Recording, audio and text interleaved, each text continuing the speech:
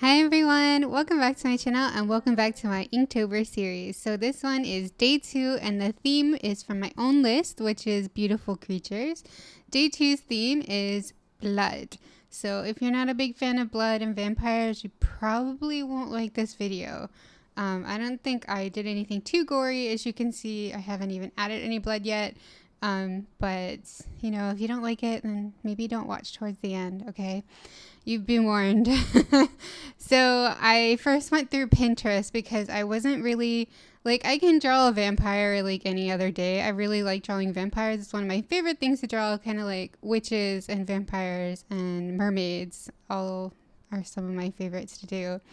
But I wanted to do something really interesting and different. So I checked out Pinterest, looked up vampire to see what other people have drawn, or, you know, look to see what kind of like theme they were doing for like photo sets or whatever, just to get some ideas of interesting poses. And I kept seeing a lot of like just headshots of like the kind of bathing in blood type thing. And it reminded me of this story I once saw on like the History Channel about like this real life royalty person. I don't know if she was a duchess or what, who actually bathed in blood. It was really creepy, but apparently it really happened. So I was thinking of doing something like that, but I kind of did the opposite. So it's a vampire chick who is kind of washing off the blood after she's fed, you know. Sorry if that's a little gruesome for some people, but I think it's cool. Like, I don't like horror and I don't really like gore and I don't like blood. But I'm still okay with some vampire stories because I think they kind of keep it fashionable, I guess is the term. So yeah, I kind of like this drawing a lot and I hope you guys do too. The way it turned out, I was just super happy with it. But I do feel like I went a little overboard because although I'm inking it, which, you know, Inktober, you have to ink it, but every drawing I ink it, so not much difference. But I went ahead, instead of using an ink wash for the coloring, I did full watercolor and it took so long. I think I started watercoloring at like 7 or 8 p.m. and I finished the main watercoloring at like 2 o'clock in the morning. And then went to bed, and the next day I did some like light touches with color pencil just to highlight everything. So if I keep that up, I'm gonna burn out real quick.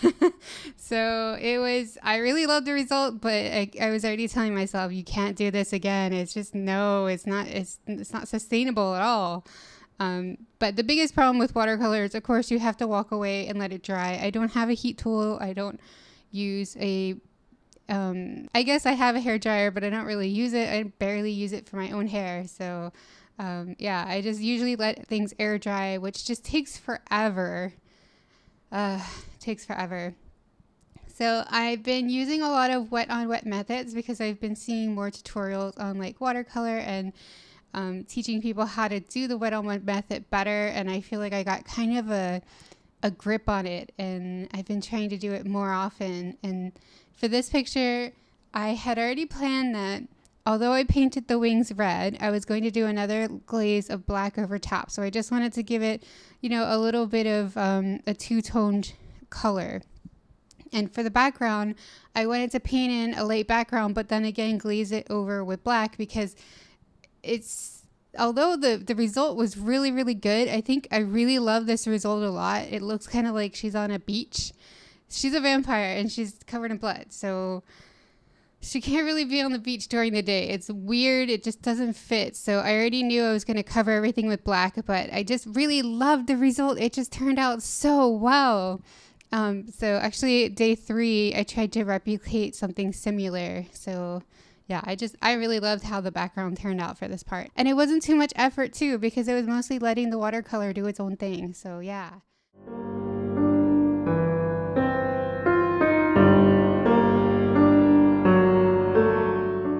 And here's where I'm covering it up. So sorry if anybody's disappointed, but yeah, she has to be at night.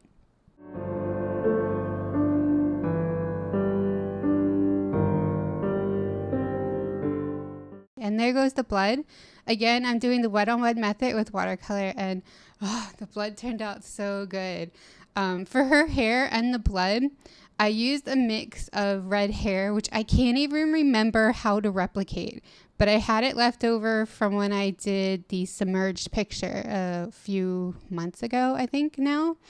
And it was just sitting there forever, and I thought maybe if I just add a little bit more of the pinkish red, it would be perfect, and it was. I loved how the blood came out. It looks perfect.